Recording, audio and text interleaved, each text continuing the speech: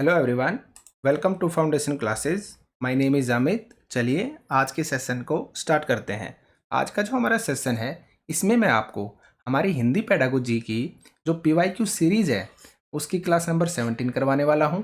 16 classes हमारी complete हो चुकी हैं। आप प्लेलिस्ट में जाकर उन क्लासेस को देख सकते हैं। प्लेलिस्ट का जो लिंक है वो आपको वीडियो के डिस्क्रिप्शन में मिल जाएगा। आप इन क्लासेस को बिल्कुल भी स्किप मत करना, क्योंकि ये जो क्वेश्चंस हैं ये आपका जो लेटेस्ट सीटेट हुआ था जो कि आपका दिसंबर 2022 से फेब 2023 तक चला था, ये उसके क्वेश्चंस हैं, यानी कि आपके एकदम लेटेस्ट सीटेट वाले।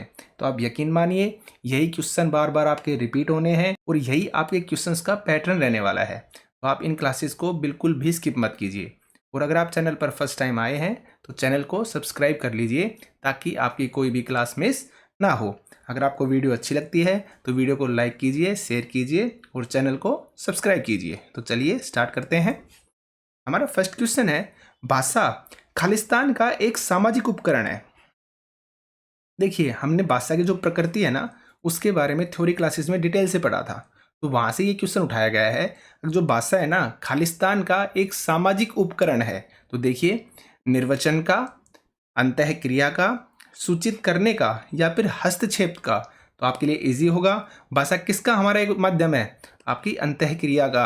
अंतःक्रिया का मतलब होता है आपकी कम्युनिकेशन का, यानी कि भाषा के माध्यम से क्या करते हैं, हम अपने विचार एक दूसरे के साथ शेयर करते हैं, एक दूसरे से बात करते हैं, कन्वर्सेशन करते हैं। तो हम क्या कर रहे हैं? अंतःक्रिया कर रहे हैं। तो यहाँ पर हमारा करेक्ट आंसर क्या हो जाएगा? Answer number B.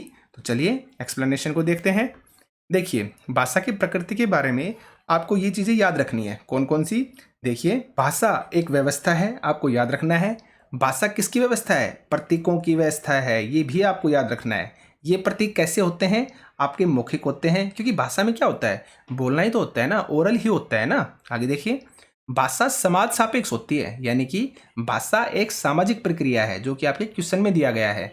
यानी कि बच्चा समाज में रहकर ही क्या सीखता है? भाषा को सीखता है।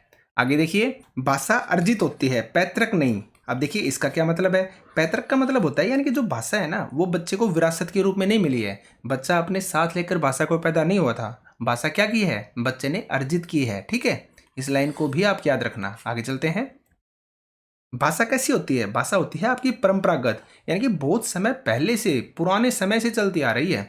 व्यक्ति क्या करता है? उसका अर्जन करता है, उसे बनाता नहीं है। क्या करता है? भाषा का अर्जन करता है, उसे उत्पन्न नहीं कर सकता। ठीक है, भाषा क्या है? एक सामाजिक प्रक्रिया है। भाषा अनुकरण जन्य प्रक्रिया है। अब अनुकरण का मतलब आपको पता होगा।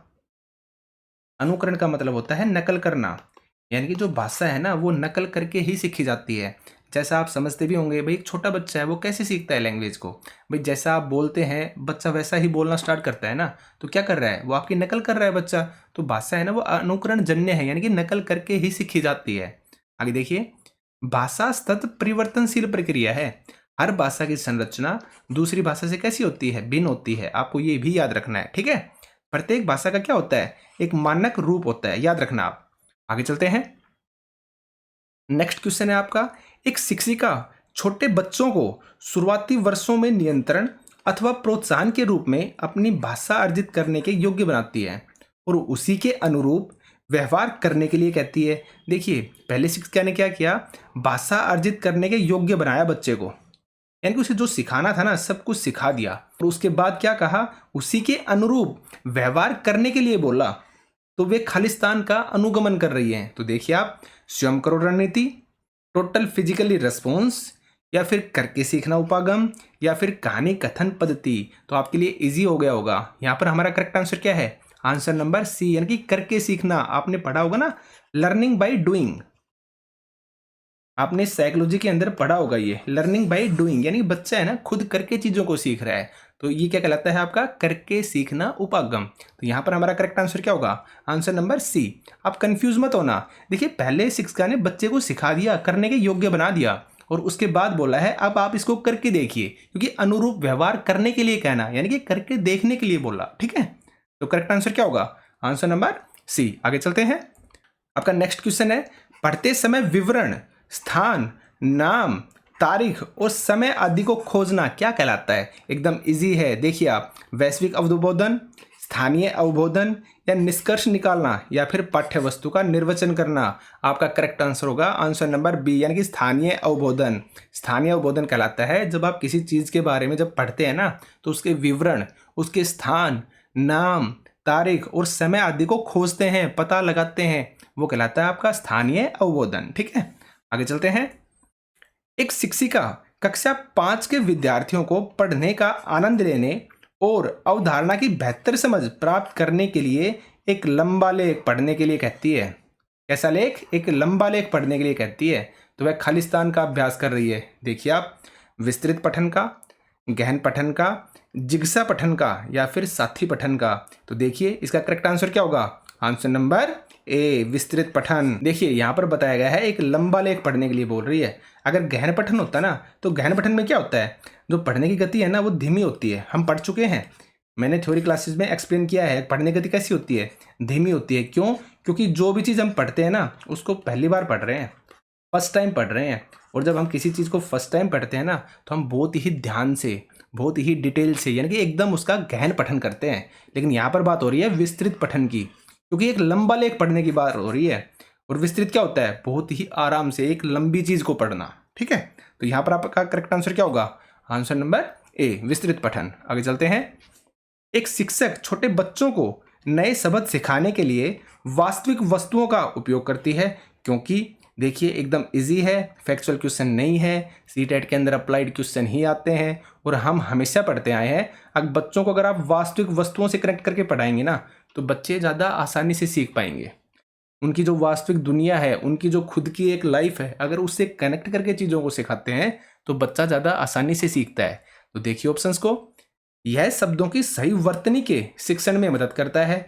गलत है भाई। आगे देखिए, हम शब्द भंडार का शिक्षण केवल वास्तविक वस्तुओं से ही कर सकते हैं। गलत है।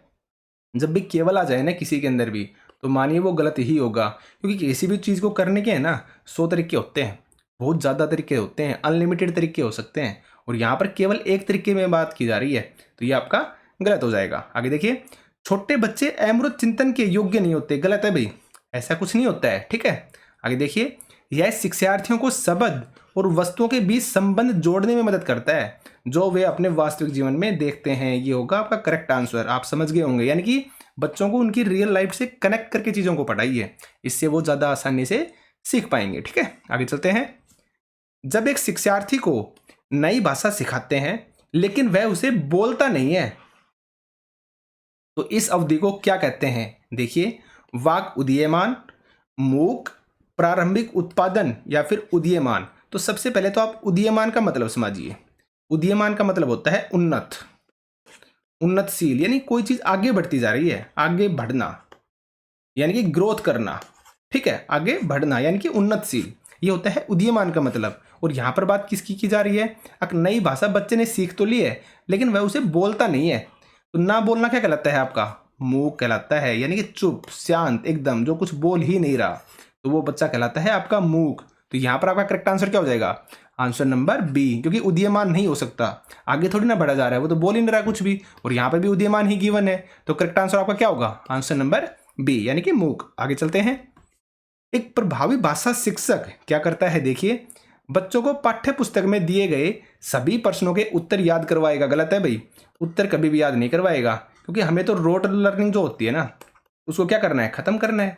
रोट लर्निंग का मतलब क्या होता है? आपकी जो रटना है ना, रटने को तो हमें खत्म करना है, तो ये तो हो ही नहीं सकता। आगे देखिए, पाठ्य वस्तु के साथ साथ अन्य संसाधनों का प्रयोग करेगा। हाँ, ये आपका हो सकता है, लेकिन मैंने आपको बता रखा है, जब भी आप पेडागोजी के क्वेश्चन करेंगे ना, 100% चारों ऑप्शंस को पढ़ेंगे, क्योंकि हो सकता है चारों ऑप्शन ही सही हों, लेकिन हमें उनमें से फिर चुनना पड़ेगा बेस्ट को। ठीक है, आगे देखिए, केवल पाठ्य पुस्तक में दिए गए प्रश्नों का प्रयोग करते हुए प्रश्न पत्र का निर्माण करेगा। गलत है भाई, मैंने बताया ना, जब भी केवल आ जाए ना, आप ये मानिए 99% वो गलत ही होगा। ठीक है, तो ये तो आपका नहीं हो सकता। आगे देखिए, पूरी तरह से प्रस्तावित पुस्तक पर निर्भर करेगा। गलत है भाई, क्योंकि हम पहले पढ़ चुके हैं, थ्योरी क्लास में भी हमने पढ़ा था कि पुस्तक ही सब कुछ नहीं होती है, पुस्तक के बाहर भी एक दुनिया है, आपकी जो रियल लाइफ है वो भी आपको सिखाती है। तो आप किताब से बाहर निकलना चाहिए बच्चों को। ठीक है, किताब की बाहर की लाइफ से कनेक्ट करिए आप बच्चों को, सब कुछ पुस्तक के अंदर ही, बुक के अंदर ही नहीं है। ठीक है, तो करेक्ट आंसर आपका क्या होगा? आंसर नंबर बी, यानी कि पाठ्य वस्तु के साथ साथ अन्य संसाधनों का प्रयोग भी करेगा। ठीक है, आगे चलते हैं। एक शिक्षक शिक्षार्थियों के भाषा कार्यों को एक फोल्डर में रखते हैं।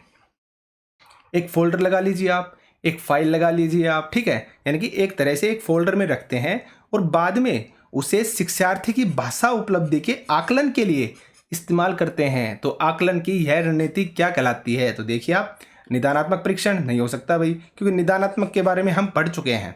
अब इसमें बच्चे का क्या किया जाता है? कमियों के बारे में पता लगाया जाता है। लेकिन यहाँ पर क्या किया जा रहा है? उसके जो कार्य है ना, उनको एक फोल्डर में रखा गया है ऑलरेडी। ठीक है, उपख्यानात्मक अभिलेख, ये भी आपका नहीं हो सकता। योगात्मक आकलन, ये भी आपका नहीं हो सकता। करेक्ट आंसर आपका क्या होगा? आंसर नंबर डी, यानी कि पोर्टफोलियो। और थ्योरी क्लासेस के अंदर मैंने पोर्टफोलियो के बारे में डिटेल से बताया है। अब पोर्टफोलियो क्या होता है? ये बच्चे का कंप्लीट रिकॉर्ड होता है। जब बच्चा स्कूल में आता है ना, तो सुबह से शाम तक का, या फिर आप ये मानिए जब बच्चा एडमिशन लेता है तो उसकी कंप्लीट जो ईयर होती है ना, कंप्लीट ईयर का कंप्लीट रिकॉर्ड होता है। बच्चे के मार्क्स कितने आए, बच्चा क्या कर रहा है क्लास के अंदर, किस सब्जेक्ट में कितने मार्क्स लेकर आ रहा है, बच्चा कोई शरारत तो नहीं कर रहा है, यानी कि बच्चे की कंप्लीट डिटेल होती है पोर्टफोलियो के अंदर। और जब बच्चा एक क्लास से दूसरी क्लास में जाता है ना, तो ये पोर्टफोलियो अगले जो टीचर है, अगली क्लास का जो टीचर है, उसको सौंप दिया जाता है, ताकि अगले क्लास वाले टीचर को भी पता चल जाए कि ये बच्चा किस तरह का है। तो ये होता है आपका पोर्टफोलियो। तो हो गया ना आपका भाई, एक फोल्डर की तरह भी होता है पोर्टफोलियो। और क्या किया जाता है? उसकी जो उपलब्धि है ना, उनके आकलन के लिए इस्तेमाल किया जाता है। तो आपका करेक्ट आंसर क्या होगा? Answer number D. आगे चलते हैं। लक्ष्य भाषा सीखने में शिक्षार्थी की मातृभाषा के हस्तक्षेप की अनुमति न होने वाली शिक्षण पद्धति। देखिए, आप अच्छे से लाइन को पढ़िए। लक्ष्य भाषा यानी कि जो टीचर सिखाना चाहता है, लक्ष्य भाषा सीखने में शिक्षार्थी की मातृभाषा का जो हस्तक्षेप है ना, वो नहीं किया जा रहा है। मातृभाषा के हस्तक्षेप की अनुमति न होने वाली शिक्षण पद्धति क्या कहलाती है? यानी कि जो बच्चे को सिखाया जा रहा है ना, वो डायरेक्ट सिखाया जा रहा है, बच्चे को अनुवाद करके नहीं सिखाया जा रहा। ठीक है, मातृभाषा का मतलब क्या हो गया? यानी कि आप बच्चे को जब से पढ़ा रहे हैं, तो आप जो भी चीज़ पढ़ा रहे हैं ना, उसका अनुवाद नहीं कर रहे। कि अनुवाद किस में करना पड़ेगा? उस लैंग्वेज में जो बच्चे को समझ में आए। और बच्चा किस लैंग्वेज में ज़्यादा आसानी से समझता है? अपनी मातृभाषा में। तो यहाँ पे डायरेक्ट बोल दिया है कि भाई मातृभाषा की कोई अनुमति नहीं है, आप मातृभाषा में अनुवाद करके नहीं बताएंगे। तो आप कैसे पढ़ा रहे हैं बच्चे को? डायरेक्ट पढ़ा रहे हैं, डायरेक्ट। याद रखना आप। तब आप ऑप्शंस को देखिए। सबसे पहले आपकी प्रत्यक्ष विधि, यही क्या होगा? आपका करेक्ट आंसर होगा। प्रत्यक्ष का मतलब क्या है? आपका डायरेक्ट मेथड। ठीक है, आगे देखते हैं। व्याकरण अनुवाद विधि, मैंने बताया ना, अनुवाद तो करना ही नहीं है, ये हो नहीं सकता। द्विभाषिक पद्धति, ये भी क्या होती है? आपकी व्याकरण अनुवाद विधि होती है, जिसमें द्विभाषा यानी दो भाषाओं पर कंसंट्रेट किया जाता है, ये भी आपका नहीं हो सकता। नेक्स्ट तो आपका हो ही नहीं सकता। तो करेक्ट आंसर क्या होगा आपका? आंसर नंबर ए, यानी कि प्रत्यक्ष विधि। ठीक है, आगे चलते हैं। नेक्स्ट क्वेश्चन है आपका, निम्नलिखित में से कौन सा हदोगामी उपागम पर आधारित नहीं है? तो देखिए, सबसे पहले आपको हदोगामी उपागम का मतलब पता होना चाहिए। देखिए, अधोगामी उपागम का मतलब क्या होता है? जब बच्चा किसी चीज को पढ़ता है ना, तो वो पिछली चीजों को, यानी कि जो बच्चे का पूर्व ज्ञान है ना, उसको कनेक्ट करके पढ़ता है। और हदोगामी का एक मतलब ये भी होता है कि आप अनुमान लगाते हैं आगे के बारे में, अगर आप चीजों को कैसे कैसे कर सकते हैं, यह कहलाता है आपका हदोगामी उपागम। ठीक है, तो यहाँ पर आप ऑप्शंस को देखिए। शिक्षार्थी भाषा के अर्थ को जानने के लिए पूर्व ज्ञान का क्या करता है? उपयोग करता है, ये तो आपका सही है। आगे देखिए, शिक्षार्थी जब पढ़ता है या सुनता है तो वह अनुमान लगाता है कि आगे क्या होने वाला है, मैंने बताया ना आपको, तो ये भी आपका सही है। शिक्षार्थी एकल शब्द या पद पर ध्यान केंद्रित करते हुए भाषा को समझते हैं, ये आपका गलत है। इसमें सिर्फ और सिर्फ एक पद पर ध्यान नहीं किया जाता, इस पे कंप्लीटली ओवरऑल देखा जाता है कि बच्चे को पहले से क्या आता है, उसकी समझ कितनी है, और उस बेस पर उसे आगे पढ़ाया जाता है। ठीक है, देखिए, शिक्षार्थी कविता या कहानी से शुरू करते हैं और फिर अक्षर के ऊपर आते हैं, ये भी आपका करेक्ट है। ठीक है, तो यहां पर आपका करेक्ट आंसर क्या होगा? Answer number C. ठीक है, क्योंकि यहां पर आपसे नहीं पूछा था। आगे चलते हैं। उपचारात्मक शिक्षण क्या है? तो देखिए, मैं आपको काफी बार इसके बारे में बता चुका हूं। एक होता है आपका निदानात्मक परीक्षण, एक होता है आपका उपचारात्मक परीक्षण। और दोनों के डिफरेंस के बारे में मैं बता चुका हूं, ये दोनों साथ साथ चलते हैं। पहले आपका निदानात्मक परीक्षण किया जाता है, यानी कि बच्चे को कहां कहां पर सीखने में प्रॉब्लम आ रही है, वो कौन सी चीजें हैं जिनकी वजह से बच्चा समझ नहीं पा रहा है, तो ये सब चीजें जानने के लिए पहले किया जाता है आपका निदानात्मक परीक्षण। और जब इन समस्याओं के बारे में पता चल जाता है, तब उसका समाधान किया जाता है। तो इस समाधान करने को बोला जाता है आपका उपचारात्मक शिक्षण, मैं बता चुका हूं। तो देखिए आप, उपचारात्मक शिक्षण पूछा है यहाँ पर, शिक्षार्थियों के सीखने में आने वाली रिक्तियों को भरना, गलत है भाई। गलत रूप से समझी गई अवधारणाओं को सही करना, ये होगा आपका करेक्ट आंसर। क्योंकि क्या है भाई, नॉर्मल सी बात है, बच्चे को चीजें समझ में नहीं आ रही, वो गलत तरीके से चीजों को सीख रहे हैं। क्यों? क्योंकि उनको समझ में नहीं आ रही। तो आप क्या करेंगे, इन गलत जो समझी हुई अवधारणाएं है ना, इनको आप सही करेंगे। और सही करना क्या कहलाएगा आपका, उपचारात्मक शिक्षण। आगे देखते हैं, कक्षा में सजातीयता बनाए रखना, ये भी गलत है। और नई भाषा गतिविधि से परिचय कराना, ये भी आपका गलत है। करेक्ट आंसर क्या होगा, आंसर नंबर बी। आगे चलते हैं, देखिए मैं काफी बार एक्सप्लेनेशन करवा चुका हूं, फिर भी बता देता हूं। निदानात्मक परीक्षण, जिस प्रकार एक डॉक्टर पहले रोग के कारणों का पता लगाता है, उसके बाद रोग का इलाज करता है, उसी तरह एक शिक्षक भी पहले बच्चों की समस्याओं का पता लगाता है और उसके बाद उसका समाधान करता है। इसलिए निदान का जो शाब्दिक अर्थ होगा, छात्रों की समस्याओं या कारणों का पता लगाना, यह कहलाता है आपका निदानात्मक परीक्षण। यानी कि बच्चे को कहाँ पर क्या आ रही है, समस्या आ रही है, उनके क्या कारण है जिनकी वजह से बच्चा सीख नहीं पा रहा है, तो ये आपका निदानात्मक परीक्षण कहलाता है। यानी कि शिक्षक यह पता लगाता है कि बच्चों को सीखने में कहाँ कहाँ पर क्या आ रही है, समस्या आ रही है। शिक्षक विभिन्न तरीकों यानी कि मल्टीपल रिसोर्सेज का प्रयोग कर सकता है समस्या का पता लगाने के लिए। ठीक है, आगे चलते हैं। अब समस्याओं या कारणों का पता लगाने के बाद जैसे और जितनी जरूरत होती है ना, उसी के अनुसार इनका समाधान किया जाता है। मैंने इसका मतलब भी बताया था आपको। अब जैसे और जितनी का मतलब क्या होता है, मैंने एक एग्जाम्पल से आपको समझाया था कि जैसे आप ये मानिए एक क्लास में 40 स्टूडेंट हैं, उनमें से 38 ऐसे हैं जिनको वो टॉपिक समझ में आ गया, लेकिन 2 बच्चे ऐसे हैं जिनको टॉपिक समझ में नहीं आया। तो आप ऐसा थोड़ी ना करेंगे उन 2 बच्चों के लिए उस टॉपिक को दोबारा पढ़ाएंगे, ऐसा तो आप नहीं करेंगे ना। पूरी क्लास के लिए तो ऐसा नहीं करेंगे। आप क्या करेंगे, उन 2 बच्चों को अलग से उस टॉपिक के बारे में समझा देंगे। तो यह कहलाता है आपका उपचारात्मक शिक्षण। यानी कि जैसे जरूरत होगी ना, उसी के अनुसार आप क्या करेंगे, उपचारात्मक शिक्षण करेंगे। तो देखिए, इस समाधान करने को कहते हैं आपका उपचारात्मक शिक्षण। फिर भी आप अलग से डेफिनेशन देख सकते हैं, जब शिक्षक छात्रों को सीखने में होने वाली विभिन्न समस्याओं, कारणों, कमजोरियों का पता लगाकर उनका जैसी जरूरत होती है वैसा ही समाधान करता है, तो इस समाधान करने को कहते हैं आपका उपचारात्मक शिक्षण। ठीक है, आगे चलते हैं।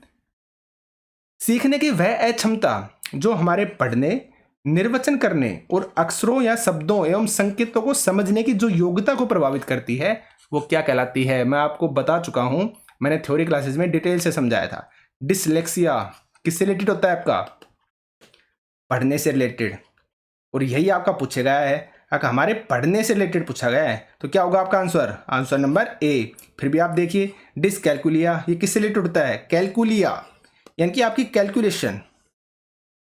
इसमें बच्चा क्या करता है, जो बेसिक मैथमेटिक्स की प्रॉब्लम्स होती है ना, जो बेसिक आपका ये मान लीजिए जैसे प्लस माइनस हो गया, तो इस टाइप की जो चीजें हैं ना, इनको बच्चा नहीं कर पाएगा। जो बेसिक प्रॉब्लम है ना, बेसिक जो कैलकुलेशन है, उसको भी बच्चा नहीं कर पाता। डिस्फेजिया और डिस्पेक्सिया मैंने आपको बताया था, ये आपकी स्पीच, आपकी भाषा से रिलेटेड होती है, तो ये आप याद रखना। ठीक है, यहाँ पर करेक्ट आंसर क्या होगा आपका, आंसर नंबर ए। आगे चलते हैं, देखिए आप, ओरल लैंग्वेज डिसेबिलिटी कौन कौन सी है आपकी, डिस्फेजिया हो गई या अफेजिया हो गई, यानी कि आपकी लैंग्वेज से रिलेटेड, ओरल लैंग्वेज, भाषा से संबंधित, याद रखना आप।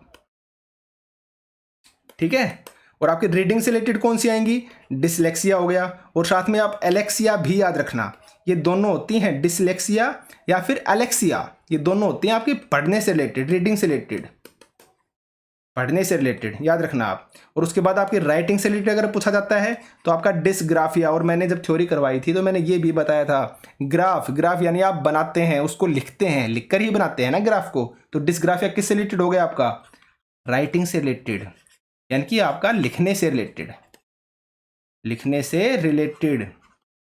ठीक है, आप इसको याद रखना। आगे चलते हैं, देखिए स्पेलिंग्स प्रॉब्लम भी होती है बच्चे को। इसके अलावा जो अर्थमेटिक डिसेबिलिटीज यानी कि कैलकुलेशन से रिलेटेड मैं बता चुका हूं क्या होती हैं आपकी, डिसकैलकुलिया। तो ये सारी चीजें आप याद रखना।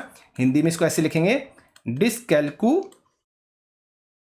ठीक है, आगे चलते हैं। आपका नेक्स्ट क्वेश्चन है, निम्नलिखित में से कौन सा भाषा की कक्षा में प्रिंट समृद्ध परिवेश में आता है। देखिए, भाषा की कक्षा के बारे में बात हो रही है। अब भाषा की कक्षा में प्रिंट समृद्ध परिवेश, आप इन चीजों के ऊपर फोकस करना। जो मैं ये वर्ड अंडरलाइन करता हूं ना या बताता हूं ना, इन्हीं में आंसर छुपा होता है। तो देखिए आप, कक्षा में प्रदर्शित चार्ट, पोस्टर्स या कक्षा के प्रदत्त कार्य, हाँ हो सकता है आपका। आगे देखते हैं, परिवेश में साइन बोर्ड्स, प्ले कार्ड या लेबल्स या रैपर्स, ये आपका गलत होगा क्योंकि परिवेश में बात कर रहा है, लेकिन हम यहाँ पर पूछा गया है भाषा की कक्षा में। परिवेश में तो सब कुछ आ जाता है ना आपका, तो ये तो नहीं हो सकता। कक्षा पुस्तकालय की अलमारियों में रखी हुई पुस्तकें गलत है भैया आपका। कक्षा तो ठीक है आपकी, पुस्तकालय भी ठीक है, अलमारियां भी ठीक है, लेकिन अलमारी के अंदर नहीं रखी होनी चाहिए। आप इस तरीके से बुक्स को रखिए जो बच्चों के काम आए, वो बाहर रखी हुई होनी चाहिए, बच्चे के काम आनी चाहिए, जैसे पोस्टर लगे हुए हैं चारों तरफ, तो इस टाइप की चीजें, तो ये भी आपका गलत हो जाएगा। इलेक्ट्रॉनिक मीडिया तो वैसे नहीं हो सकता क्योंकि यहां पर की जा रही है प्रिंट समर्थ परिवेश के बारे में बात। तो करेक्ट आंसर क्या होगा आपका? कक्षा में प्रदर्शित चार्ट हो गए, पोस्टर्स हो गए और कक्षा के प्रदत्त कार्य हो गए। ठीक है, तो करेक्ट आंसर क्या होगा? Answer number A. आगे चलते हैं। प्रथम पीढ़ी के शिक्षार्थी वे हैं, देखिए फर्स्ट जनरेशन बोलते हैं इनको, फर्स्ट जनरेशन चाइल्ड। मैंने साइकोलॉजी की थ्योरी क्लासेस में इनको बताया था।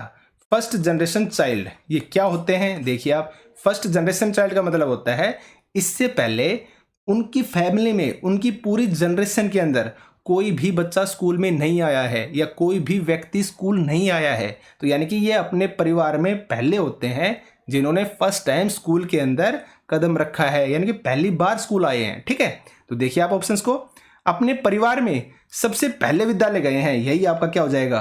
करेक्ट आंसर हो जाएगा। फिर भी आगे देखते हैं। दाखिला लेने के लिए विद्यालय में पहली बार आए हैं, गलत है भाई। दाखिला लेने के लिए विद्यालय में ही पहली बार आए हैं ये, इन्होंने जो स्कूल है ना उसकी शक्ल ही, उनका फेस ही पहली बार देखा है। ठीक है, विद्यालय में विद्यालय तैयारी कार्यक्रम में हिस्सा ले रहे हैं, गलत है भाई। विद्यालय में पहली बार भाषा सीख रहे हैं, ये भी आपका गलत है। करेक्ट आंसर क्या होगा? अपने परिवार में सबसे पहले विद्यालय गए हैं, यानी कि ऑप्शन नंबर ए। आगे चलते हैं। निम्नलिखित में से कौन सा बुनियादी पठन कौशल नहीं है? देखिए नहीं है पूछा है, तो देखिए डिकोडिंग। पर डिकोडिंग का मतलब क्या होता है? आप किसी चीज को पढ़ते हैं और उसका अर्थ आप समझ गए आराम से, तो क्या हो गया? आपने डिकोड कर लिया उस चीज को, तो ये तो पठन कौशल से रिलेटेड है आपका। शब्द पहचान, ये भी आप कैसे करते हैं? पढ़कर करते हैं। पर शब्द आप कैसे पहचानते हैं? आपके सामने लिखा हुआ है शब्द, तो आप उसको पढ़कर ही पहचानते हैं ना, तो ये भी आपका ठीक है। उसके बाद आता है आपका रूप विज्ञान, ये आपका नहीं हो सकता। आगे देखिए पठन शब्द भंडार, ये भी आपका सही है भाई, पठन से रिलेटेड हो गया आपका। लेकिन रूप विज्ञान किससे रिलेटेड होगा? आपकी राइटिंग से, यानी कि रूप विज्ञान का मतलब क्या हो गया? आप रूप से आइडिया लगा लीजिए, यानी कि किसी भी चीज को लिखने का तरीका, आप कितने अच्छे तरीके से, कितने सुंदर तरीके से उस चीज को लिख रहे हैं। तो आपका करेक्ट आंसर क्या हो जाएगा? आंसर नंबर सी, क्योंकि ये आपका नहीं है और आपसे नहीं पूछा था, तो यहां पर आपका करेक्ट आंसर क्या होगा? Answer number C. तो देखिए ये आपके 15 क्वेश्चंस थे। आप इन क्लासेस को 100% कीजिए। जब आप एग्जाम देंगे ना, तब आपको इन क्लासेस की वैल्यू समझ में आएगी। जो मैं एक्सप्लेनेशन में बोलता हूँ ना, ये चीज़ें मोस्ट इंपॉर्टेंट होती हैं, याद रखना आप। तो आज के सेशन में सिर्फ इतना ही था। अगर आपको वीडियो अच्छी लगती है तो वीडियो को लाइक कीजिए, शेयर कीजिए और चैनल को सब्सक्राइब कर लीजिए। ये चैनल आपके लिए 100% बहुत ही बेनिफिट रहने वाला है, क्योंकि अब हम आगे सीटेट के बाद भी जो भी आपके टीचिंग एग्जाम होंगे ना, उनकी भी डिटेल से तैयारी करवाएंगे, सेम इसी तरीके से। ठीक है, तो आज के सेशन में सिर्फ इतना ही था। आज के लिए सिर्फ इतना ही। Thank you.